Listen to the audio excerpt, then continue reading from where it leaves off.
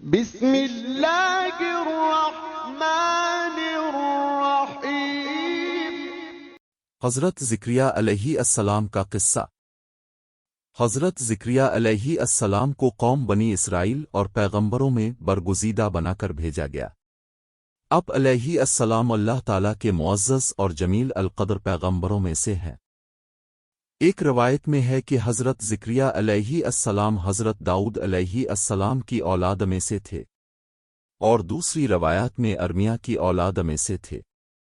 بیان کیا جاتا ہے کہ دن گزرتے گئے ابراہیم اور یعقوب کی نسل سے کچھ نیک لوگ پیدا ہوئے، جن کو العمران کے نام سے یاد کیا جاتا ہے۔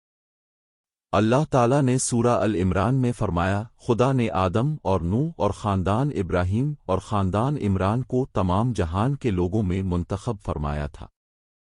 ان میں سے بعض کی اولاد تھے، اور خدا سننے والا اور جاننے والا ہے۔ زکریا علیہ السلام کی بیوی علیہ السلام کی والدہ اور مریم علیہ السلام کی والدہ حنا دونوں حقیقی بہنیں تھیں،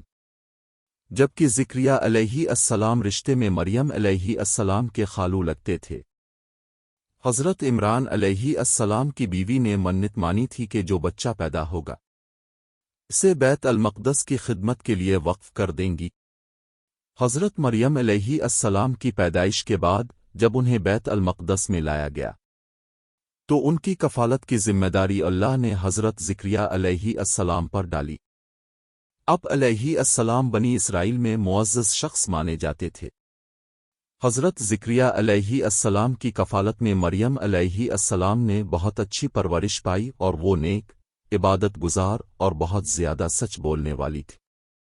سورہ العمران میں ارشاد ہوا تو پروردگار نے اس کو پسندیدگی کے ساتھ قبول فرمایا اور اسے اچھی طرح پرورش کیا، اور زکریا کو ان کا متکلف بنایا۔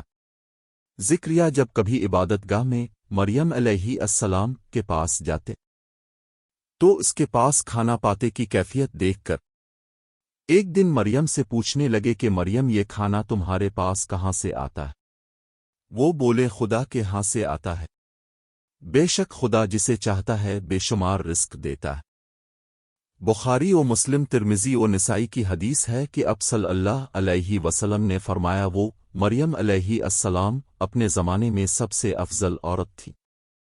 اور اس امت میں خدیجہ رضی اللہ تعالیٰ عنہ سب سے افضل عورت ہے۔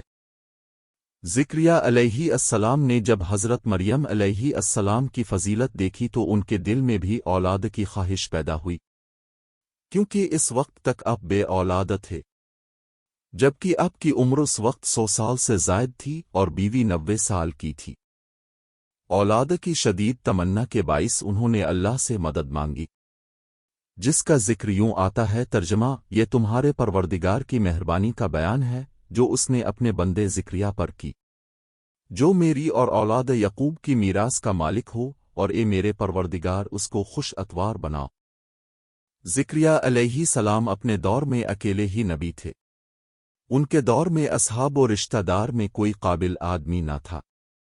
تو ہم نے ان کی پکار سن لی اور ان کو بخشے، اور ان کی بیوی کو ان کے حسن معاشرت کے قابل بنا دیا۔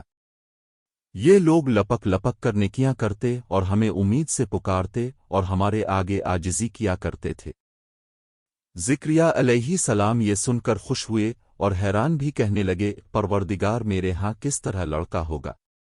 جس حال میں میری بیوی بانجھ ہے اور میں بڑھاپے کی انتہا کو پہنچ گیا ہوں۔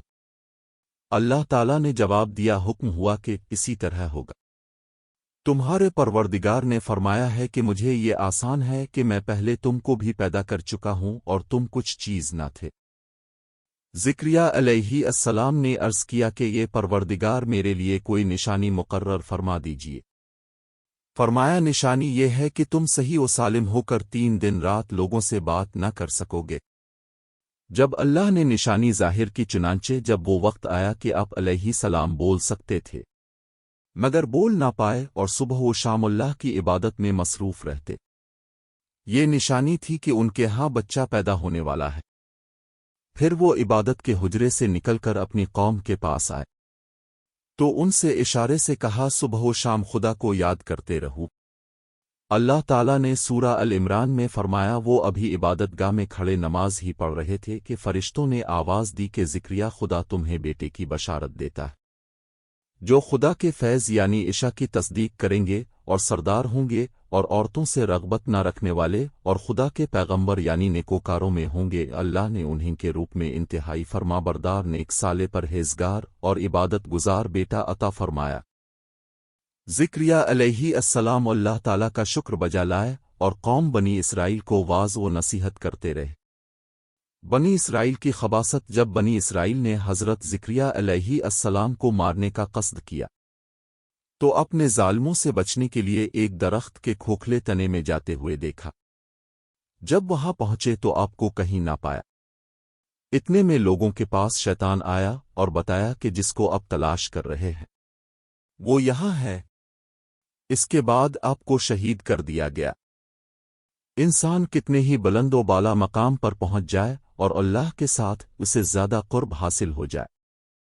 تب بھی وہ اللہ کا بندہ ہی رہتا ہے اور کسی بھی بلندی پر پہنچ کر وہ اللہ یا اللہ کا بیٹا نہیں ہو سکتا نہ اس کا شریک ہو سکتا ہے اللہ جل شانہ کی ذات پاک وحدہ لا شریک ہے اور باپ بیٹے کی نسبتوں سے پاک ہے لہذا ہمیں اپنے آپ کو لمحے لمحے گمراہی سے بچانا چاہیے تاکہ اللہ کی پکڑ سے بچے رہیں اس کے لیے ایمان کی مضبوطی حد درجہ لازم ہے ایمان کے لیے لازم ہے کہ اس کے ساتھ اسلام بھی پایا جائے اسی طرح حقیقی اسلام کے لیے شرط ہے کہ اس کے ساتھ ایمان بھی ہو ایمان دین کی ہر اس بات کو دل سے سچا ماننے اور زبان سے ان کا اقرار کرنے اور اپنے عمل سے اس کو ظاہر کرنے کا نام ہے جو اللہ تعالیٰ نے اپنے بندوں پر مقرر کر دیا جبکہ اسلام اطاعت فرما برداری اور عمل کرنے کا نام ہے اللہ تعالیٰ ہمیں پرہیزگاری عطا فرمائے اور دین کی تعلیمات پر پورے طور پر عمل پیرا ہونے کی توفیق عطا فرمائے امین یا رب العالمین